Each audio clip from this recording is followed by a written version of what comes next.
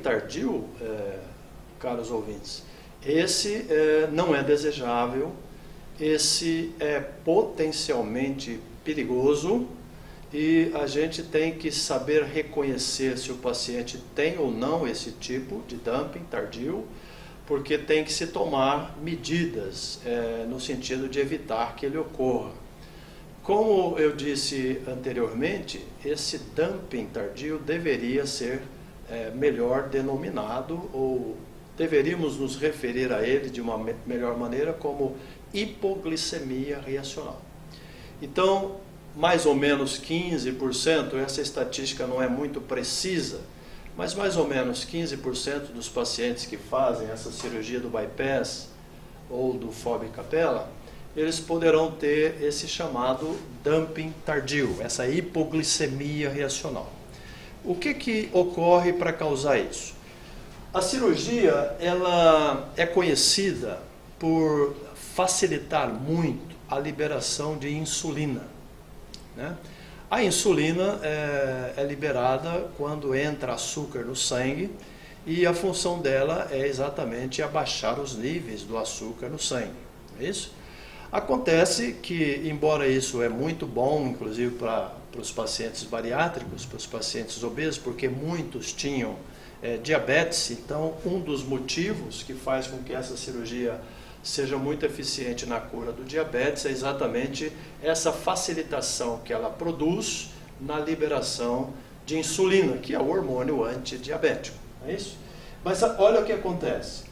Se o indivíduo ingere alimentos, né, qualquer tipo de alimento, principalmente os carboidratos, eles vão entrar em parte do intestino delgado mais distal, eles não entram mais aqui na parte inicial do intestino delgado, e ao entrar na parte mais distal, eles vão suscitar a liberação de hormônios, principalmente esse aqui, GLP-1, e esse hormônio, então, é que vai estimular o pâncreas, as células beta do pâncreas, a produzir insulina, a liberar insulina.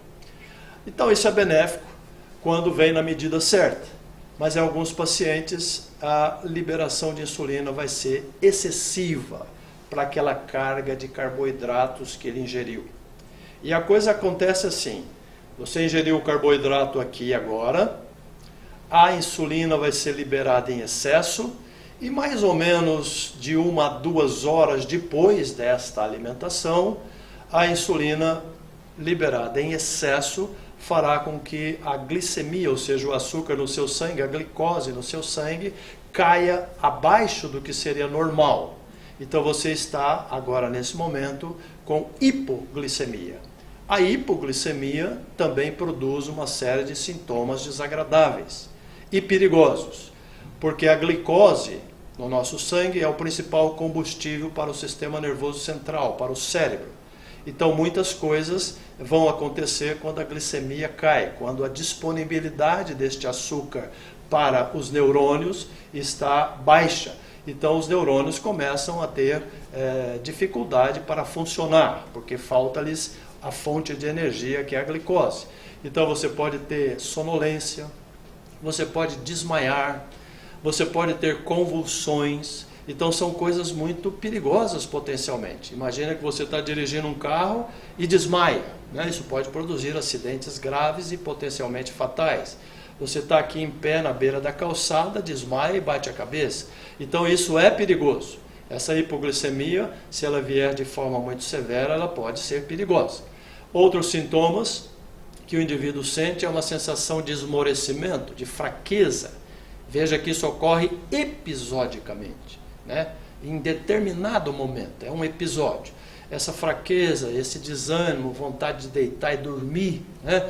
Às vezes aparecem sintomas do tipo taquicardia também, sudorese e palidez, mostrando que isso é um estresse para o organismo, essa queda do açúcar, né?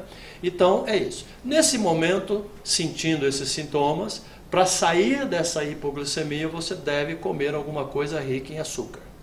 Então entenda os paradoxos por trás dessa síndrome de dumping tardio ou hipoglicemia reacional.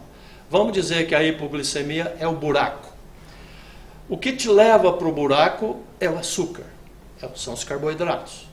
Mas se você estiver no buraco, o que te tira dele? O açúcar. Entendeu? Outra coisa, quanto mais açúcar você comer, quanto mais carboidrato você comer, principalmente os carboidratos de absorção rápida, né? Quanto mais esse tipo de carboidrato você comer, mais risco você tem de ter hipoglicemia.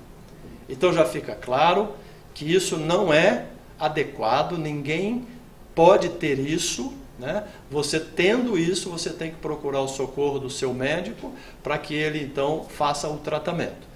O tratamento aí, eu aponto três maneiras de você tratar. Primeiro, o tratamento defensivo.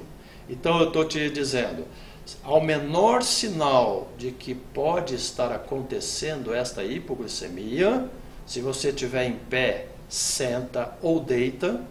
Se você estiver dirigindo um carro, imediatamente pare o carro. Jamais pense que dá para chegar aonde eu estou indo. Não pare imediatamente, né? E procure comer alguma coisa que tenha açúcar nesse momento para sair rápido dessa hipoglicemia. Então essa é a orientação defensiva. A outra maneira de tratar é com as nutricionistas. Elas vão te orientar a diminuir a ingesta de carboidratos, principalmente esses de absorção mais rápida, que a gente chama de carboidratos de alto índice glicêmico, que são os que vão estimular a liberação da insulina exageradamente. Então elas podem te ajudar a diminuir a ingesta de carboidratos e no lugar colocar mais fibras, mais proteínas. Então essa seria uma maneira de evitar essa hipoglicemia que ocorre geralmente de 1 a 2 horas depois da refeição. E também o médico pode intervir com medicamentos. Existem vários medicamentos, um dos quais chama-se acarbose, né? Que é um remédio, inclusive, usado para tratar diabetes. Olha, outro paradoxo, eu vou agora usá-lo para tratar hipoglicemia, né? Então, a acarbose ingerida junto com aquela alimentação rica em carboidratos evitará esta liberação exagerada de insulina, consequentemente, evitará o dumping tardio ou hipoglicemia reacional.